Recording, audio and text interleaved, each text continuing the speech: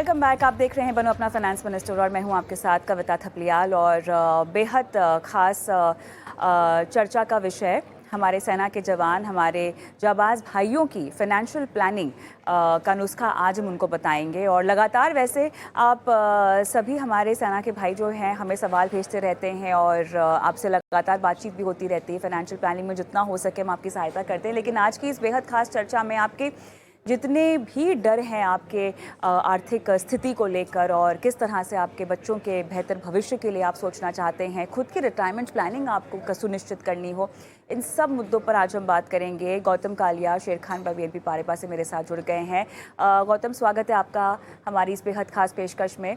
और मेरे ख्याल से ये मुद्दा शायद नया नहीं है। आपने भी अपने बहुत सारे क्लाइंट्स के ज़रिए इस तरह की फ़ाइनेंशियल प्लानिंग तो की होगी। लेकिन ख़ास बात यहाँ पर ये है कि क्योंकि हमें इतने सारे दर्शक और ख़ास तौर से हमारे सेना के भाई देखते हैं, इतनी दूर दराज से उनकी पोस्टिंग होती है, उनके सवाल हमें आते हैं।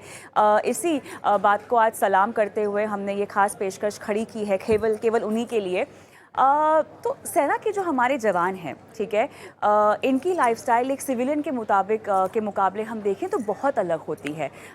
ये सब कुछ ताक पे रखकर हम और आपकी सुरक्षा करते हैं, बॉर्डर पर जाते हैं, अपनी जान के साथ खेल जाते हैं।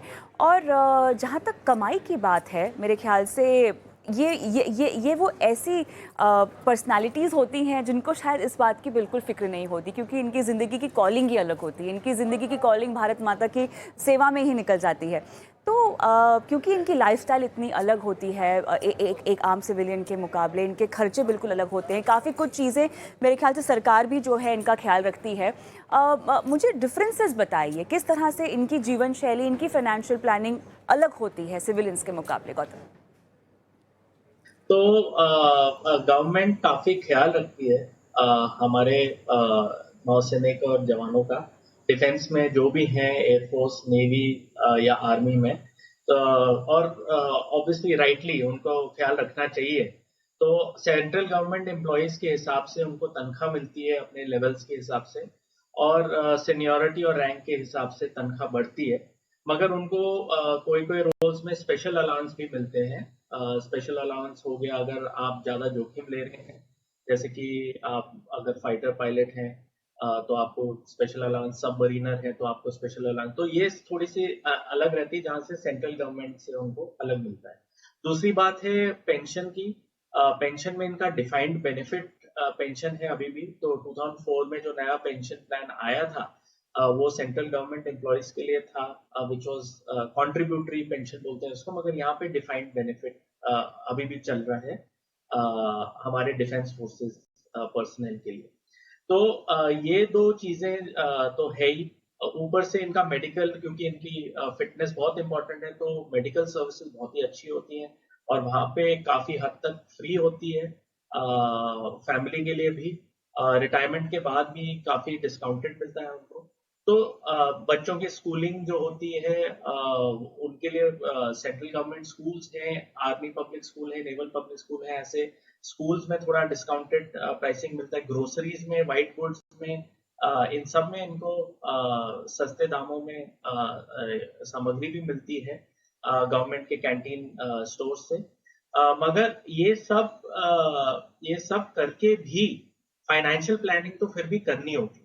और फाइनेंशियल प्लानिंग अगर आप ना करो तो फिर कहीं ना कहीं चूक रह जाती है। तो मैं यही बोलूंगा कि सबको फाइनेंशियल प्लानिंग करनी चाहिए, क्योंकि आप गवर्नमेंट एम्प्लॉई हैं तो आपको लोन आसानी से मिल जाते हैं। तो मैं ये देखता हूँ कि काफी लोग लोन थोड़ा ज्यादा ही ले लेते हैं, अगर जरूरत ना हो तो कुछ बड़ा चीज ले लेते हैं और वो फाइनेंशियल प्लान बाद में करते हैं। फिर समझ में आता है कि अच्छा, बड़ी चीज शायद नहीं लेनी चाहिए थी, थोड़े और निवेश कर लेने चाहिए थे। दूसरी चीज जो मैं देखता हूँ कि क्योंकि इतना सब ख्याल रखती है, इतना सब सोचा गया है उनके बारे में, तो फाइनेंशियल प्लानिंग फिर थोड़ी सी डिले भी हो जाती है। कि अगर आप 25-30 उम्र की साल में कर पाओ तो बहुत अच्छा है, मगर काफी लोग फिर 40-45 की उम्र में फिर फाइनेंशियल प्लान करने की सोचते हैं, तो तब तक आपको पावर ऑफ कंपाउंडिंग नहीं मिलता है। तो यही 2-3 चीजें मैं देखता हूँ जहां पे मैं उनको सलाह देता हूँ कि आप थोड़ी सी जल्दी शुरू करिए, अगर हो सके तो फाइनेंशियल प्लान अपना जल्दी बनाइए, क्योंकि फिर आप पावर ऑफ कंपाउंडिंग का भी फायदा उठा सकते हैं। गौतम, काफ़ी कुछ आपने कवर कर लिया अपने जवाब में, लेकिन मेरे ख्याल से एक एक करके हमें थोड़ा सा इसको फैलाना चाहिए, क्योंकि जहाँ तक रिटायरमेंट की बात है वो इनके टेकन केयर ऑफ है। लाइफ इंश्योरेंस मेरे ख्याल से जवानों को इतनी आसानी से नहीं मिलती है। हालांकि जो सरकार की तरफ से इनको मुहैया है सर्विसेज हेल्थ केयर को लेकर, वो केवल कितनी पर्याप्त है हम नहीं जानते। ऑब्वियसली वो उनके पे स्केल पर भी डिपेंड करता है, और जो कवरेज उनको दी जाती है शायद उसके मुताबिक भी होगी। तो इंश्योरेंस से हम शुरुआत करते हैं गौतम। इंश्योरेंस बहुत चुनिंदा मेरे ख्याल से इंश्योरेंस कंपनियां हैं जहां पर एक आध पॉलिसीज़ होंगी लाइफ इंश्योरेंस और हेल्थ इंश्योरेंस की, अगर मैं बात करूं, जो कि सेना के जवानों के लिए उपलब्ध है। जी, तो इंश्योरेंस में ऑप्शन कम ही है, और मेडिकल इंश्योरेंस में ऐसी बात है कि ज्यादातर मेडिकल इंश्योरेंस की जरूरत ही नहीं पड़ती, क्योंकि मेडिकल फैसिलिटीज और एक्सेस टू फ्री या डिस्काउंटेड मेडिकल केयर बहुत अच्छी सुविधा है जो नौसैनिकों को मिलती है। अगर लाइफ इंश्योरेंस की बात करें तो अगर एक्टिव सर्विस में कुछ हो जाता है तो government salary next of kin को तनख्वाह भी देती है। तो जो रिप्लेसमेंट इनकम का जो लॉजिक है, जो जरूरत है लाइफ इंश्योरेंस की, तो वो भी काफी हद तक कवर हो जाती है एज पार्ट ऑफ उनका पैकेज जो गवर्नमेंट उनको सपोर्ट करती है। तो लाइफ इंश्योरेंस का जो मूल्य है, अगर वो ज्यादा रकम चाहते हैं तो फिर कोई कोई जॉब जो हाई रिस्क होती है वो बड़ी मुश्किल से उनको मिलती हैं, स्पेशली अगर अमाउंट थोड़ा ज्यादा हो। मगर काफी हद तक गवर्नमेंट भी वहां पे सपोर्ट करती है।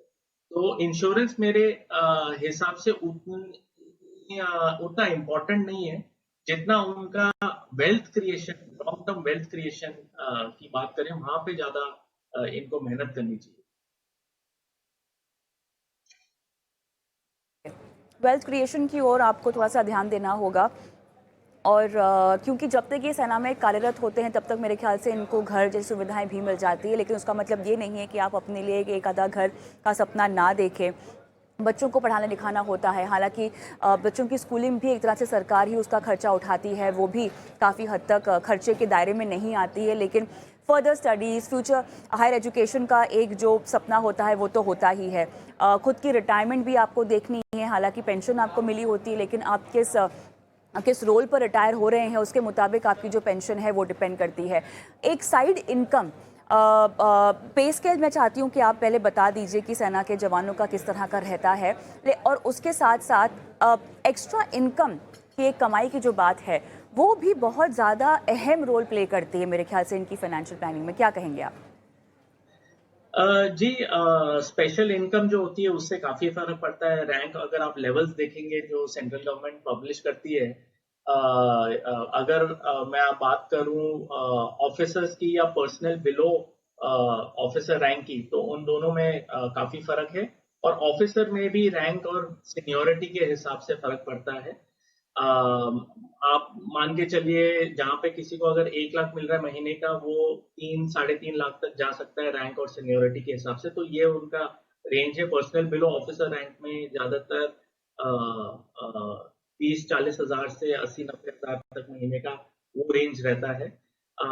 तो ये उनका, और स्पेशल अलाउंसेस ऑब्वियसली ये ऐड होती है डिपेंडिंग ऑन आप कितना रिस्क ले रहे हैं, क्या स्पेशलाइज काम कर रहे हैं। हाउसिंग की जो आपने बात की वो बहुत इंपॉर्टेंट है, क्योंकि गवर्नमेंट हाउसिंग आप 20-30 साल जब आप काम कर रहे हैं नौसेना में, आपको हाउसिंग का सपोर्ट मिलता है। मगर एक बार आप रिटायर कर दें तो आपके पास घर होना चाहिए कहीं रहने के लिए, तो वो उसकी प्लानिंग करनी बहुत जरूरी है।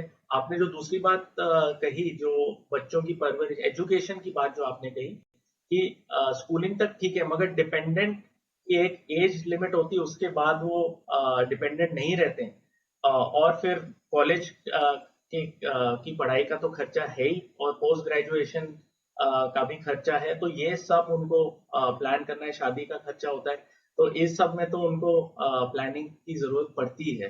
तो ये मेजर खर्चे हैं जिनके लिए पैसे अलग से बचाने चाहिए। और कभी कभी या मैं ये भी देखता हूँ कि जो पेंशन का जो अमाउंट है, पेंशन का अमाउंट शायद उतना काफी नहीं हो उनकी सैलरी के हिसाब से। तो पेंशन के लिए अलग से भी उनको प्लानिंग करनी चाहिए।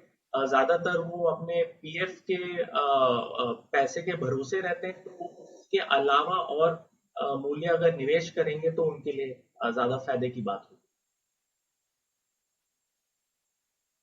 राइट, मेरे ख्याल से ये एक ऐसी चर्चा है जिस पर हम जितना समय लगाएं उतना कम होगा, लेकिन अफसोस मेरे पास इस चर्चा के लिए अभी इतना ही समय है और फिलहाल एक ब्रेक के लिए रुकना होगा। और ब्रेक के बाद, क्योंकि दर्शक भी हमारे साथ फ़ोन लाइन पर जुड़ गए हैं जो आतुर हैं उनके सवाल शो में शामिल करने के लिए, हमारे साथ ब्रेक के बाद श्वेता रजानी भी जुड़ेंगी। लेकिन फिलहाल वक्त है एक छोटे से ब्रेक का। ब्रेक के उस पार दर्शकों को शो में शामिल करेंगे, उनके सवालों के जवाब देंगे हमारे दोनों ही एक्सपर्ट्स के जरिए।